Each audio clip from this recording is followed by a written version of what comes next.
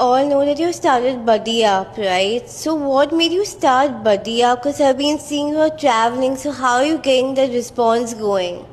My partner and I started Buddy Up was because we understood that a lot of people with disabilities sometimes feel very lonely. Sometimes they don't have the same opportunities to meet other people as people without disabilities.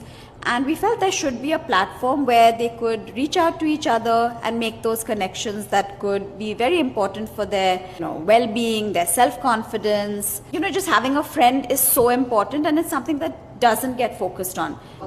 As parents of a young person with disability, we know that you get so overwhelmed with so many things like therapy. You focus on medical issues, then school, and then career. Friendship is such an important thing. It's one of the things that really kind of helps you to be well adjusted, confident. So that's something that I felt really needed to be focused on, and then this is really a platform to help you find those friends. You learn so much from each friend. You learn about their life. It's all very enriching to you as a person.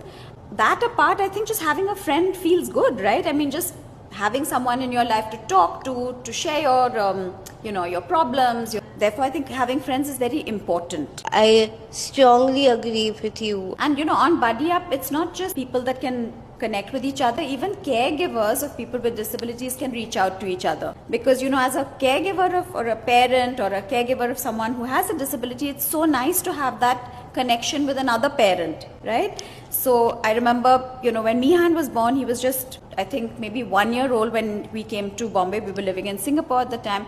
Someone introduced us to your mum, and we met her and we saw you, and it was such a lovely feeling for us, meet another parent who had been on a similar path as us. Kind of felt, the world is going to be, everything's going to be okay, because when you have a child with any kind of disability, it's causes a lot of worry and anxiety. And after meeting your mom and seeing you as a 2-year-old or 3-year-old at that time, it was kind of really was very reassuring for us.